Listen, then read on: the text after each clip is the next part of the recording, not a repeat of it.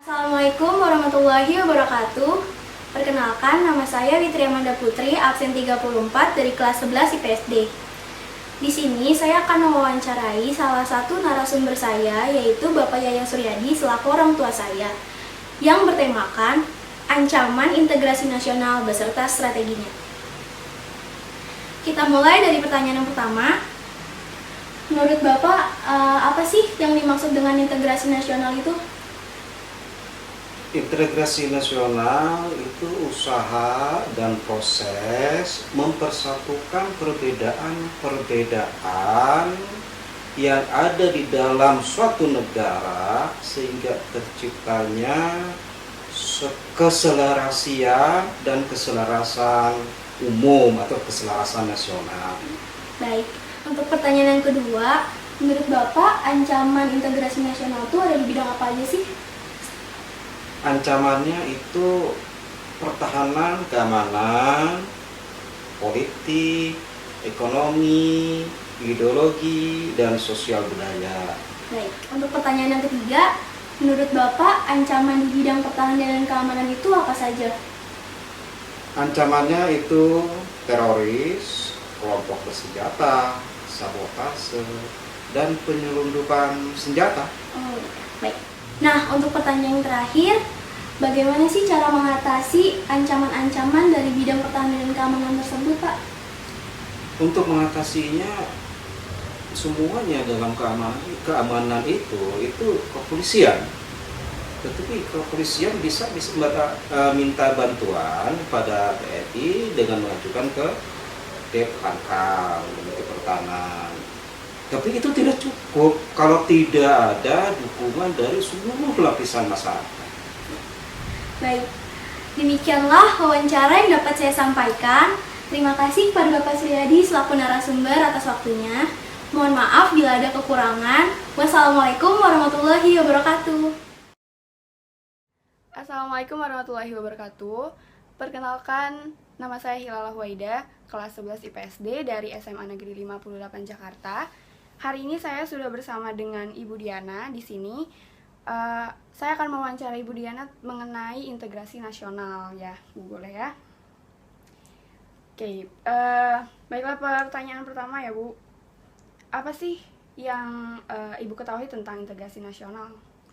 Integrasi nasional itu adalah suatu proses untuk menyatukan suatu menyatukan perbedaan-perbedaan yang ada di suatu negara agar tercapai tujuan pemersatu bangsa gitu. Baiklah. Pertanyaan selanjutnya, faktor apa sih yang dapat menghambat integrasi nasional itu? Yang saya ketahui itu adalah adanya ego masing-masing terhadap misalnya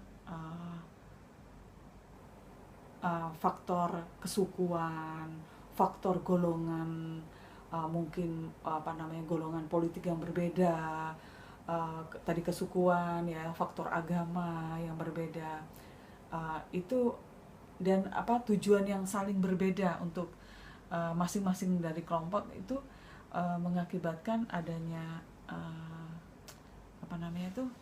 kendala-kendala untuk mencapai kesatuan itu, pemersatuan itu. Berarti dengan adanya ego-ego itu yang dapat menghambat ya Bu? Iya, benar. Kan tadi udah ada faktor penghambat. Faktor pendorong dari integrasi nasional itu apa? Faktor pendorongnya itu adalah jika masing-masing kelompok, baik itu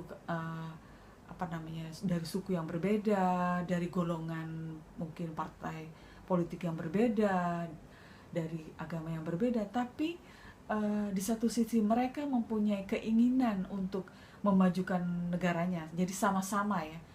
Memang ada perbedaan, itu nggak bisa dipungkirin itu ya, tapi karena sama-sama memiliki keinginan untuk memajukan bangsanya, memajukan Indonesia gitu ya, itu bisa menjadikan faktor apa namanya tadi, Pendorong. Nah, lagi satu lagi misalnya kita sama-sama sedang menghadapi sesuatu dari luar gitu ya, itu akan membuat apa namanya itu, di dalam hati kita itu ada keinginan untuk sama-sama yuk kita apa namanya itu bersama-sama bersatu untuk menyerang pihak dari luar. Contohnya paling simpel aja adalah ketika misalnya PSSI melawan negara lain kan, yang berbeda politik, berbeda agama, berbeda suku, itu sama-sama nyokong PSSI untuk menang melawan persatuan sepak bola negara-negara lain. Baiklah, berarti dengan rakyat Indonesia harus memiliki keinginan untuk bersatu ya. Iya, keinginan bersatu untuk mencapai negara yang adil dan makmur. Ya. Selanjutnya contoh kan dari ancaman pasti itu perbedaan-perbedaan itu mengancam integrasi nasional kita kan. Contoh apa sih yang dapat mengancam integrasi nasional? Ya tadi masing-masing orang itu egonya itu tinggi gitu loh. Misalnya ingin menjadikan kelompoknya itu paling tenar, paling bagus, paling menonjol gitu. Kalau sudah itu yang dikedepankan, maka ya udah bisa menghancurkan negara ini kalau masing-masing mengedepankan egonya itu untuk tampil paling wow gitu, paling terkenal, paling baik, paling merasa paling dialah yang menjadi pembangun atas keberhasilan negara ini, ya bisa hancur. Ya. Pertanyaan terakhir Ibu Diana, apa sih upaya atau strategi yang dapat menciptakan integrasi nasional itu baik? Upaya apa? Ya mungkin salah satunya itu mulai dari yang mudah saja ya.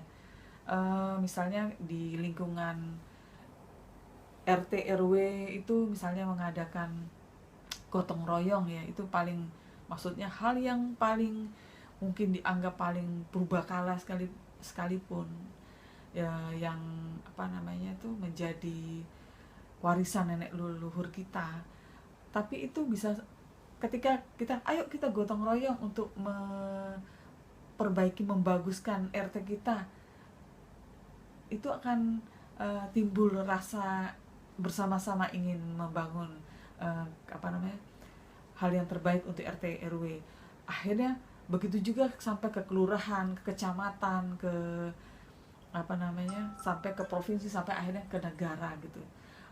Terus tadi tuh untuk misalnya dari segi misalnya olahraga itu tadi, yang tadi sepak bola tadi, itu salah satu cara untuk itu menyatukan gitu. Baiklah, sebenarnya cukup wawancaranya hari ini. Terima kasih Bu Diana sudah mau diwawancarai, meluangkan waktunya. Itu dia tadi wawancara saya bersama Ibu Diana. Assalamualaikum warahmatullahi wabarakatuh.